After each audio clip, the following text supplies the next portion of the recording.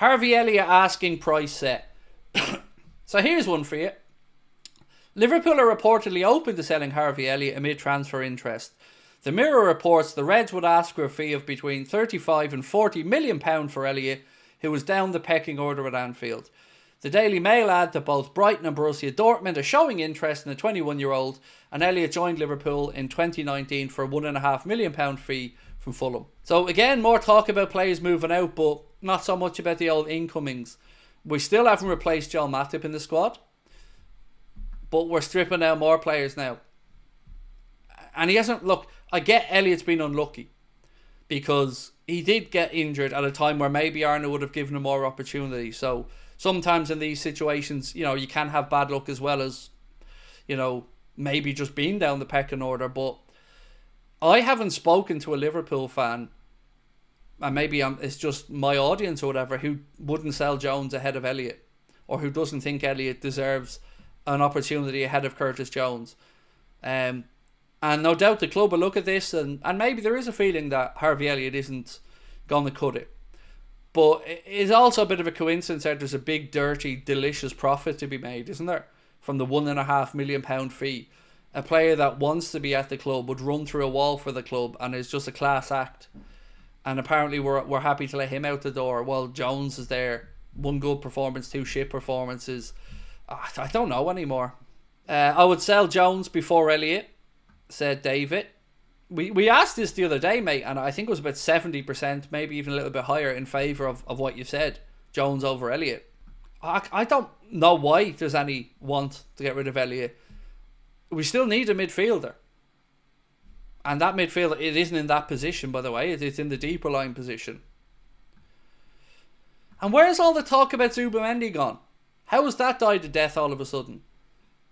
The player that we wanted, who many reported was now considering his future and happy to make a U-turn, has gone really quiet from all perspectives, not just theirs. Alex said, we're a selling club under FSG, Craig, just accept it. So I have accepted it, mate. And that's the problem here, is I'm here calling it out like your good self and many others. But it's these people that put their finger in their ears and tell us that everything's great. I don't know who they're trying to kid. Everything's not bad. You know, we are in a great position. But I think it's understandable that many fans want, to use the phrase in the chat a lot, to strengthen from a position of strength. Like, I'm delighted we're not in Manchester City's position this season of having to try and salvage our season by making 3 signings in January in quick succession. I wanted one. I wanted a midfielder. I've said it many, many times going into this window. I wanted that midfielder that we failed to bring in the summer. I said I could wait for a left back, and I could understand the thought processes of waiting for a left back if we can't find one to move on, because we can't carry 3 left backs in the squad.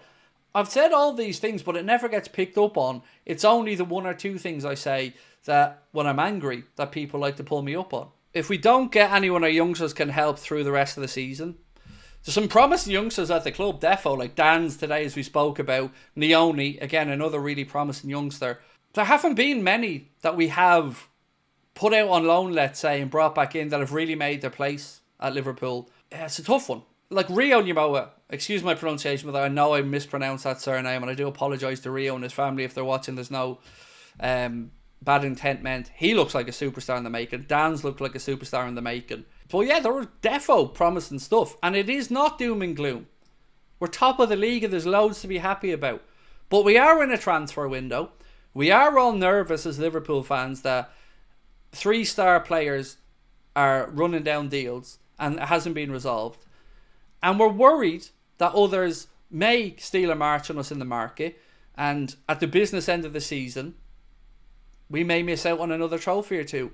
I think we will win the league. Regardless of what happens, I honestly feel as I sit here now, we will win the league, and that'll be amazing.